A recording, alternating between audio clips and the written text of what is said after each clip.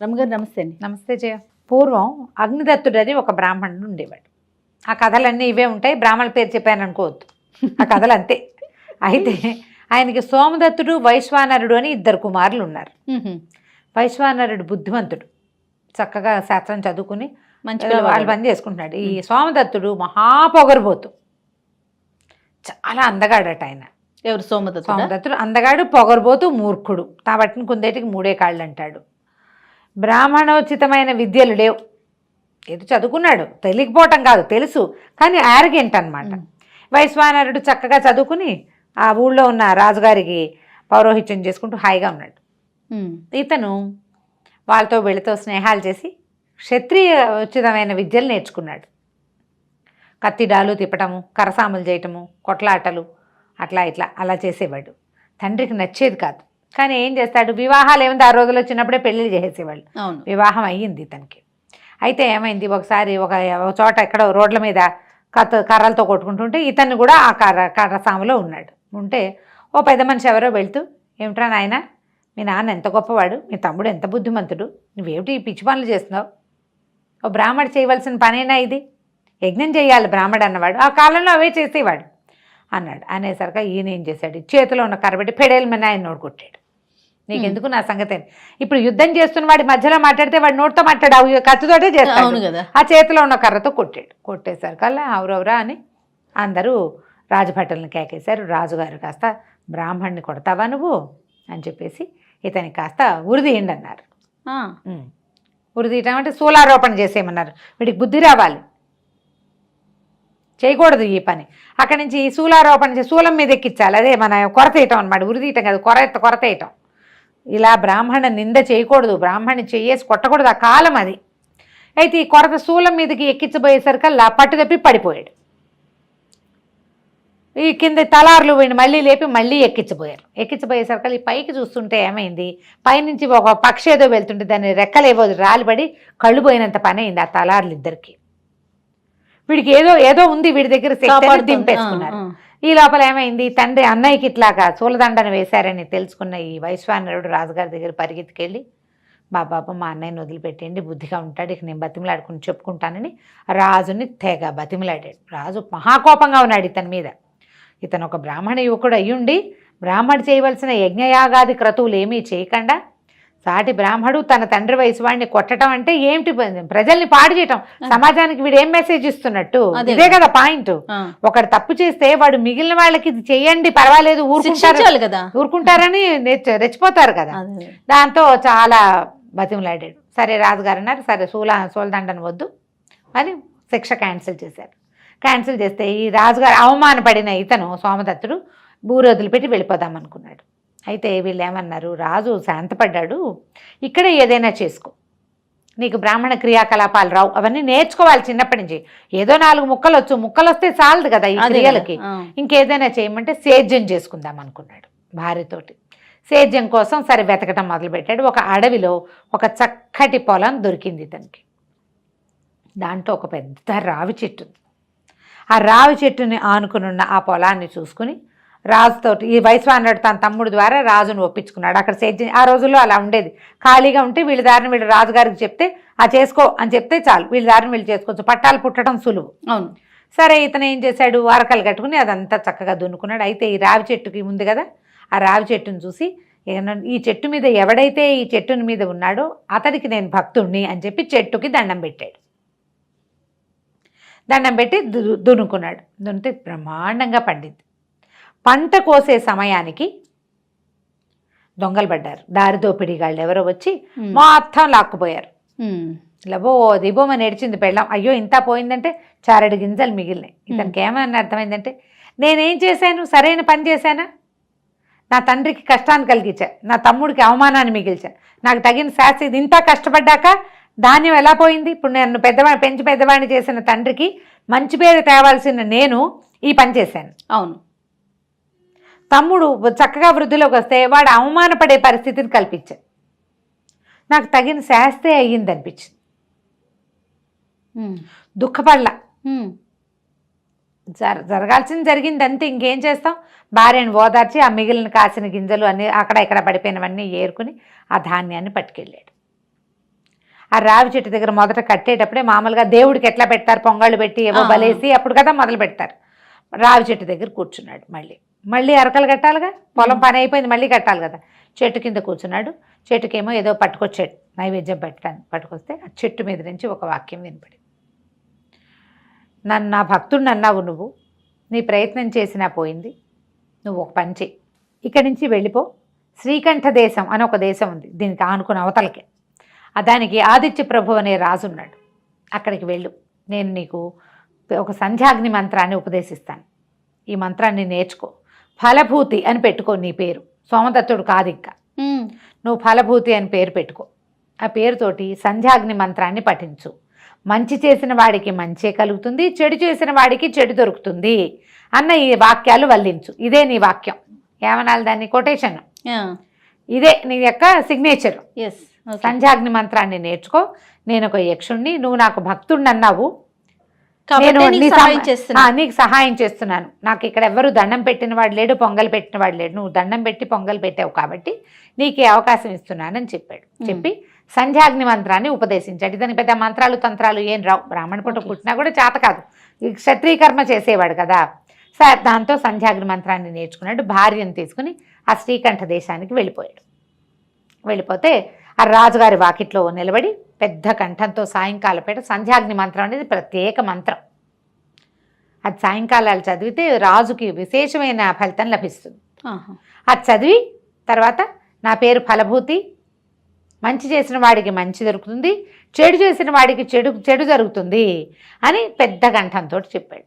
అందరూ విన్నారు. రాజుగారు ఆశ్చర్యపోయారు, ఎవరో వాకిట్లో నుంచొని సంధ్యాగ్ని మంత్ర పఠనం చేస్తున్నారు, రాజుకు మంచి జరగాలని చేసేది కాబట్టి ఆయన బయటకు వచ్చి చూశాడు. ఎవరండి మీరంటే ఫలభూతి అని, రాజా ఆశీర్వదించడానికి కూడా మంచి చేస్తే మంచిది లభిస్తుంది, చెడు చేస్తే చెడు లభిస్తుంది, ఆల్ ఈజ్ వెల్ లాగా చెప్పాడు. రాజు సంతోషించాడు. మరి ఏ ఊరు ఏమిటి కనుక్కున్నాడు. నేను ఆశ్రయించి వచ్చాను, నా పేరు ఫలభూతి అంటే రాజు తనతో ఉంచుకున్నాడు. అక్కడి నుంచి ఇల్లు వాకిలి ఏర్పరిచాడు, భార్యతో సహా వచ్చాడు కదా, ఇల్లు వాకిలి ఇంకా అక్కడ సెటిల్ అయిపోయి రాజుతో మంచి మాట్లాడుతూ సహాయకారుగా ఉండేవాడు. బ్రాహ్మణుడు ఇతను అందగాడని మొదటే చెప్పుకున్నాం కదా, స్ఫురద్రూపి, సంధ్యాగ్ని మంత్రం వచ్చు, రోజు సాయంకాలం పఠించేవాడు. అది రాజ్యానికి రాజుకి ఏ ప్రదేశంలో చదివితే ఆ ప్రదేశానికి మంచిది, మంచి చేసిన వాళ్ళకి మంచి లభిస్తుంది, చెడు చేసిన వాళ్ళకి చెడు లభిస్తుంది అనేవాడు. ఎవరైనా దండం పెట్టి నమస్కారం సమయంగానే ఆయుష్మాన్ భవ అనేవాడు కాదు, మంచి చేస్తే మంచి లభిస్తుంది, చెడు చేస్తే చెడు లభిస్తుంది. ఈ సిగ్నేచర్ సెంటెన్స్ తోటి చాలా కాలం అక్కడ ఉన్నాడు రాజు దగ్గర, హాయిగా ఉన్నాడు. రాజు ఆయన చెప్పాడు, యక్షుడు నీ జీవితం హాయిగా గడిచిపోతుంది, వాక్యాలు వదలద్దు అని చెప్పాడు. జీవితం ఇప్పుడు హాయిగానే ఉంది.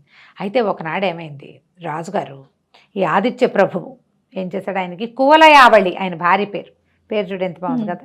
అయితే ఆయన ఒకరోజు వేటకని వెళ్ళాడు కానీ పూర్తిగా వెళ్ళాల, సడన్గా వెనక్కి వచ్చేసాడు, మానేసి వెనక్కి వచ్చేసి అంతఃపురంలోకి వెళ్ళబోయాడు. అంతఃపురం బయట నుంచున్న కాపలా వాడు కంగారు పడ్డాడు, ఈయన చూసి, ఈయన వస్తాడు అనుకోలే. వాడు తత్తరపడుతుంటే ఆయనకు అర్థం కాలే, ఏమిటి ఎందుకు వీడు తత్తరపడుతున్నాడని. లోపలికి వెళ్తే పెద్ద పెద్ద ఎర్రటి రంగుతోటి ముగ్గులు, భార్య కువలయావళి పెద్ద భైరవ విగ్రహం పెట్టి మాంసము రక్తము 2 పాత్రల నిండా పెట్టి మానవ మాంసం వివస్త్రగా కూర్చుని పూజ చేస్తాను. ఆయన ఆశ్చర్యపోయాడు, కంగారు పడ్డాడు, ఏం జరుగుతుంది ఇక్కడ. ఆ రాజును చూడగానే గబుక్కుని ఈవిడ వస్త్రం వేసేసుకుంది ఒంటి మీద. ఆవిడ ఏం చెప్పిందంటే, ఎప్పటి నుంచో నేను డాకిని సేవ చేస్తాను, ఇదేంటంటే భైరవ పూజ, ప్రత్యేకమైన పూజలు. ఆ కాలంలో ఈ కథలు మనకి కథాసాగరంలో ఈ డాకిని సేవ విపరీతంగా చూపిస్తారు. దానికి ఏంటంటే ఇలా వివస్త్రలుగా ఉండి పూజ చేస్తారు. తర్వాత ఏమో మానవ మాంస నరమాంస నివేదన, డాకిని చక్రవర్తులు అయిపోతారు, ప్రతి వాళ్ళు వాళ్ళకి వశం వదులైపోతారు, వాళ్ళు ఏదనుకుంటే అది అయిపోతుంది. నాకు పెళ్లి కాకముందు నుంచి ఉంది, మా నాన్న ఇందులో చాలా ప్రఖ్యాతిగాంచిన వాడు, అందుకనే మాకు అక్కడ సంపదలు ఎక్కువగా ఉన్నాయి. నా పెళ్లి కాకముందు నాకు కాళరాత్రి అని ఒక గురువుగారు ఉండేది, నా స్నేహితురాళ్ళంతా గాల్లో ఎగిరేవాళ్ళు. ఇదంతా వీళ్ళు ఎలా ఎగురుతారంటే, అక్కడెక్కడో వినాయకుడు ఉన్నాడు, ఆ వినాయకుడిని పూజిస్తే నీకు ఈ ఖేచర విద్య వస్తుందన్నారు. ఖేచరత్వం అంటే ఆకాశాల గమన విద్య వస్తుందన్నారు. నేను చూస్తే అక్కడ వినాయకుడు పూజ కోసం వెళ్తే కాళరాత్రి అని మా గురువుగారు నాకు ఇది నేర్పించింది. దీంతో చాలా విద్యలు వస్తాయి. చిన్న రాజ్యం నుంచి నేను ఇంత పెద్ద రాజ్యపు రాణిగా అవ్వగలిగాను. ఇది ఎప్పటికప్పుడు చేసుకుంటూ ఉండాలి. మానవ మాంసం పెట్టాలి, నరమాంసం. అంతఃపురంలో కొంతమందికి తెలుసు. వీళ్ళతోటి నేను ఈ పూజ చేసుకుంటాను ఎప్పటికప్పుడు. నేను ఒక వ్యక్తిని ఆకర్షిస్తున్నాను ఇప్పుడు, నా మాట విని నువ్వు కూడా ఇది చెయ్యి అంది. ఈయన ఒప్పుకోలే. డాకిని సేవలు అవి చేయకూడదు, రాజు అనేవాడు, ఇది పనికిరాదు, వామాచారం, నేను చేయను అన్నాడు. ఆవిడ బాగా నేను చచ్చిపోతానని బెదిరించేసింది. రాణి ప్రాణత్యాగం చేసి నువ్వు నన్ను చూసేసావు. దాని లక్షణం ఏంటంటే, ఇప్పుడు మన అవి చెప్తారు డ్రాక్యులా కథలు చూస్తారు, ఒకడు దొరికాడంటే ఇక వాడు తనలాగా మారిపోవాల్సింది అంతే. నువ్వు నన్ను చూసేవు, ఇప్పుడు నేను ఆత్మహత్య చేసుకోవాలి, లేదా నువ్వు నాలాగా మారాలి, ఏం చేయమంటావో చెప్పు అనేసరికి ఇక రాజు తప్పనిసరిగా ఒప్పుకున్నాడు. ఏమంది, నువ్వు నీ చుట్టుపక్కల రాజ్యాలన్నింటినీ జయించేయగలుగుతావు, నీకు మహాశక్తి సత్తుడివి అయిపోతావు, నువ్వు పోలంత శక్తి వస్తుంది కదా, ఎందుకు కాదంటావు, రహస్యంగానే చేద్దాం, నువ్వు ఉండు, మిగిలిన వాళ్ళు ఎవరికీ చెప్పద్దు. ఎలాగూ నా అంతఃపురంలో నాకు తెలిసిన వాళ్ళకే, వాళ్ళందరికీ తెలిసింది, వాళ్ళంతా నా అనుచరులే, ఈ నివేదన చేసిన మాంసాన్ని వీళ్ళంతా భక్షిస్తారు, వాళ్ళందరికీ కేగమనం ఉంది. ఇక ఒప్పుకున్నాడు. ఒప్పుకుంటే ఈవిడేమంది, నేను ఒక మంచి ఉత్తమ బ్రాహ్మణ వంశానికి చెందిన వాడిని ఒకడిని ఆకర్షించబోతున్నాను, ఆకర్షణ కుదరటల్లా, ఎందుకంటే వాడు చాలా శక్తివంతుడు. వాడెవరు, ఈ ఫలభూతి. అతన్ని పిలుస్తాను కాబట్టి పిలవలేకపోతున్నాను, నా శక్తి అతన్ని పిలవడానికి సరిపోవటల్లా, ఎందుకంటే అతని దగ్గర సంధ్యాగ్ని మంత్రం ఉంది, పైగా దాన్ని నిత్యం పఠిస్తాడు. అంచేత ఓ పని చేయలేకపోతున్నా, నువ్వు నాతో పాటు పూజ చేయి.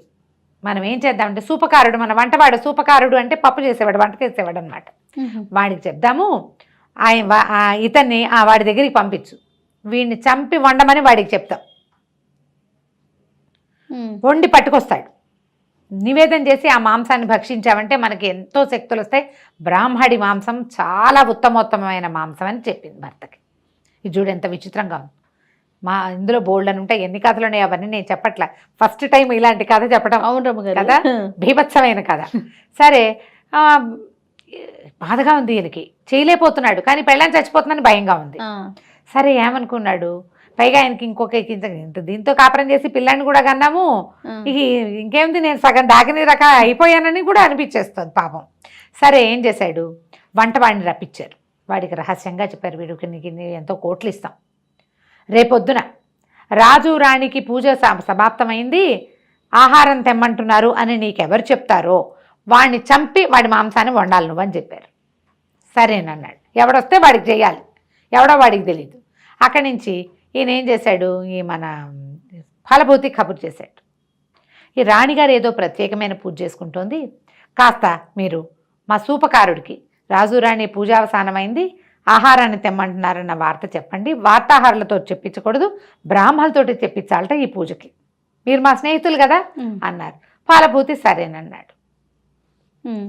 పొద్దున 10 గంటలకో 9 గంటలకో భోజన వేళ, ఈయన పొద్దునే లేచి వచ్చాడు ఇవ్వటానికి. ఇంతలో ఏమైంది, ఇది రాజుగారికి ఒకప్పుడు చాలా మంచి కుండలాలు చేయించి పెట్టాడు ఈ ఫలభూతి, చాలా అందంగా ఉన్నాయి. రాజుగారు అబ్బాయి చంద్రప్రభువు ఒక 20 ఏళ్ళు 18 ఏళ్ళ వాడు పొద్దున్నే లేచి ఈ ఫలభూతి దగ్గరకు వచ్చాడు. వచ్చి, ఇదిగోండి బంగారం, మీరు మా నాన్నకి చేయించిన లాంటి కుండలాలు చేయించి పెట్టండి, నాకు అవి చాలా నచ్చినాయి, అవి తీసుకుందామంటే ఆయన ఒప్పుకోలేదు, రాత్రి అవి ఇవాళ రాత్రి చేసే ఉత్సవంలో నేను అవి అలంకరించుకుని పెట్టుకుని కుండలాలు పెట్టుకుని ఆ పార్టీకి వెళ్ళాలనుకుంటున్నానని చెప్పాడు. చెప్పేసరికి ఇతను ఏమన్నాడు, అలాగే నాయన, మంచి చేయదలుచుకుంటే మంచి జరుగుతుంది, చెడు చేయదలుచుకున్న వాడికి చెడే జరుగుతుంది, చెడు చేస్తే చెడే లభిస్తుంది, చేయించమంటే చేయిస్తానంటే నాకు ఇప్పుడే కావాలి, ఇవాళే చేయించండి, పొద్దునిస్తే సాయంత్రానికి ఇవ్వాలంటే పొద్దునే పట్టుకెళ్ళి ఇవ్వద్దు, మీరు కంసాల దగ్గర కూర్చొని చేయించండి ఫలభూతి గారు అన్నాడు. అనేసరికి సరే నాయన, ఒక పని చెయ్యి, మీ నాన్నగారు అమ్మగారు పూజ చేసుకుంటున్నారు, బ్రాహ్మడే చెప్పాలట ఈ మాట, బ్రాహ్మడైనా క్షత్రుడైనా సమానమే నాయన, నువ్వు వెళ్ళి కాబట్టి నువ్వు వంటవాడికి మహారాజు మహారాణి పూజ అవసానమైంది, ఆహార వేళ అయింది, వంట చేస్తామన్నారని చెప్పు అంటే, చంద్రప్రభ అన్నాడు, మీరు కుండలాలు చేయించండి నేను వెళ్తానన్నాడు. పిల్లాడు కాస్త వెళ్ళాడు. ఎవడు వెళ్ళాడో వాడిని తరిగి వడ్డించాలి, వండాలి. వండారు, వడ్డించారు, అయిపోయింది. రాజు ఇక్కడికి పట్టుకొచ్చారు. తీసుకొచ్చిన తర్వాత వీళ్ళ మొత్తం అంతఃపురం బంధించుకుని వాళ్ళ అనుచర వర్గం మాత్రమే ఉండగానే ఈ పూజలో కూర్చుని ఈ మహామాంసం అంటారు, మహామాంసము అంటే మానవ మాంసం అన్నమాట, నివేదన చేశారు. రాజు రాణి ఇద్దరు భక్షించారు. శక్తులు వచ్చాయని భావించారు. శక్తులు వచ్చాయో రాలేదో తెలీదు. మధ్యాహ్నం 3:30-4 గంటలు అయ్యేసరికల్లా ఈ భోజన వ్యవహారం అంతా అయిపోయాక రాజుగారు పేరోలగానికి వెళ్ళిపోయాడు. పేరోలగం అంటే అదే ఏమంటారు మన సభకి. 12:30 అయ్యేసరికల్లా కుండలాలు చేయించేసి వేడి వేడి కుండలాలు పుచ్చుకుని ఫలభూతి వచ్చాడు. ఆయన చూడంగానే నువ్వెలా వచ్చావు అని అడిగాడు రాజు. రాజకుమారుడు కుండలాలు చేయించమన్నాడు ప్రభు, అందుకని చేయించాను అన్నాడు. అనేసరికల్లా పొద్దున్న నిన్ను సూపకారుడి దగ్గరికి వెళ్ళమన్నాను కదా అన్నాడు. సరిగ్గానే బయలుదేరుతుంటే అబ్బాయి వచ్చాడు. బ్రాహ్మడైతే ఏమిటి, క్షత్రియుడైతే ఏమిటని అబ్బాయిని అక్కడికి వెళ్ళమని నేను ఇవి చేయించాను. మంచి చేసిన వాడికి మంచి జరుగుతుంది, చెడు చేసిన వాడికి చెడే జరుగుతుందండి అన్నాడు. ఆనంగానే రాజు విరుచుకు పడిపోయాడు. తను ఏం చేశానో తెలిసిపోయింది. పిచ్చి పిచ్చి కేకలు పెట్టేశాడు. ఆయనకి అంత సడన్గా ఆయనకి ఏమైందో వీళ్ళకి అర్థం కాలే. అరిచి అరిచి పిచ్చిగా కేకలు పెట్టాడు. ఈ లోపల ఈ రాజుగారికి ఏదో అయిపోతుందని మహారాణి కబురు వెళ్ళిపోయింది. ఆవిడ పరిగెత్తుకొచ్చేసరికి దబా దబా కొట్టేశాడు భార్యని. ఆయన నీ వల్ల ఇట్లా పనిచేశాం, నీ పిచ్చితోటి నువ్వు నన్ను చస్తానని బెదిరించి నన్ను ఇంత పని చేయించావు. రాజ్యానికి రాజు కావలసిన కుమారుణ్ణి తరిగి మాంసాన్ని తినేసాం మనం అని చెప్పి కొట్టేశాడు. చీతి పేర్పించుకుని దాంట్లోకి వెళ్ళిపోయారు ఇద్దరు. వాళ్ళ వల్ల ఎలాంటిది జరిగింది, కుమారుడి మాంసభక్షణ చేయవలసి వచ్చింది కదా. దాంతో ఈ ఫలభూతి ఏం చెప్పాడు, చెప్తూనే ఉన్నాడు, మంచి చేయి మంచి లభిస్తుంది, చెడు చేస్తే చెడే లభిస్తుంది, చెడు చేసిన వాడికి తప్పదు అని. వాడు నమ్మాడు. అది అతను నమ్మాడు. ఆ నమ్మిన వాక్యం వీళ్ళ దగ్గర ఇట్లా అయింది. ఇది క్రూరమైన కథ, కానీ ఎలాంటి పని చేసేవాడికైనా అది లభించి తీరుతుంది. రాజైన వాడు ఉచ్చం నీచం ఆలోచించలా, పొదగలి కోసం చేసేసాడు. ఆమె బెదిరించింది అతన్ని. ఆమె చేసి ఉండకూడదు, ఆమెదే తప్పు. అది ఖండించకుండా, భార్యని ఖండించకుండా చేసిన పొరపాటు. నువ్వు మీ పుట్టింటికి వెళ్ళిపో, నాతో ఉండొద్దని పంపించేస్తే సరిపోయేది. కన్న బిడ్డనే తినేశారు కదా. చివరికి ఇలా అయిపోయింది కదా. ఏం చెయ్యాలో అర్థం కాదు. వాళ్ళంతా ఫలభూతిని రాజుని చేశారు. ఓకే, ఆ రాజ్యానికి ఫలభూతి రాజుని. అతను మంచి చేయదలుచుకున్నాడు. మంచిగానే ఉంటుంది. అయితే ఉంటుంది ఎప్పుడు కూడా. ఇది ఇంత విచిత్రమైన కథగా ఉంది. ఇలాంటి కథలు ఉన్నాయంటే కథా సాగరంలో గుప్పెళ్ల కొద్దీ ఉన్నాయి. ఓకే, ఎన్నో ఇలాంటి మనం చెప్పుకోం కాబట్టి చెప్పాం కదా. ఇది ఒక విచిత్రమైన సన్నివేశం కదా. ఈ కథని పిల్లలకి వినిపించకండి సీరియస్లీ. కానీ ఈ పాయింట్ గుర్తుపెట్టుకోండి, మీరు మంచి చేయండి, తప్పకుండా ఇప్పుడు సరిగ్గా లేకపోయినా మంచి ఖచ్చితంగా వెనక్కి తిరిగి వస్తుంది. చెడు చేసిన వాడికి చెడు తప్పదు. నువ్వు ఇక్కడ చేసిన చెడు ఇక్కడి నుంచే వస్తుందని నమ్మద్దు, ఎక్కడి నుంచైనా వస్తుంది. మంచి ఎట్లా వస్తుందో చెడు కూడా అంతే వస్తుంది. చెడు కూడా అంతే. ఇప్పుడు ఎట్లా మనం గింజ పెట్టాము, అన్ని చెట్లు పైనుంచే కాస్తాయా? కొబ్బరి చెట్లాగా కాదే. ఒక బంగాళదుంప విత్తనం పెట్టావు, గింజ పువ్వు పెట్టావు, కింద కాస్తుంది అది. అవును, వేరుశనగ గింజ పెడితే కింద కాస్తుంది కదా. మామిడి చెట్టు పైన కాస్తుంది, వేరుశనగ చెట్టు కింద కాస్తుంది. కాపు తప్పదు కదా. మంచి ఎట్లా వస్తుంది, చెడు కూడా అంతే. ఎక్కడో ఒక చోట నుంచి మనం వెంబడి పడుతుంది. మనం ఏంటంటే మనం ఆ పని చేసాం, దానివల్ల ఇది జరుగుతోందేమో అన్న అనుమానం రాదు. మన మీద మనకు ప్రగాఢమైన నమ్మకం. మనని మనం మోసం చేసేసుకుంటాం ఎప్పటికప్పుడు. అది ఇక్కడ ఎందుకు వస్తుంది అనుకుంటాం, ఎక్కడి నుంచైనా వస్తుంది. ఈరోజు నేను సంతోషంగానే ఉన్నాను కదా అనుకుంటాం, కానీ ఆ చెడు అనేది రాకుండా ఉండదు. ఇలా ఒకళ్ళ మాటలు ఒకళ్ళ దగ్గర చెప్పేవాళ్ళు వీళ్ళందరూ కూడా అనుభవించేస్తారు. చేయకూడని పని చేసేవాళ్ళు, మోసం చేసేవాళ్ళు, డబ్బు కోసమో అధికారం కోసమో, అది ఏదో ఒకటి, ఒక తాత్కాలికమైన ప్లెజర్ కోసమో పొరపాటు చేస్తే అది అనుభవించాల్సిందే. రైట్, చాలా బాగుంది రమ్మగారు. నమస్తే. సుమన్ టీవీలో మీ పర్సనల్ అండ్ బిజినెస్ ప్రమోషన్స్ కోసం కింది నెంబర్కి కాంటాక్ట్ చేయండి.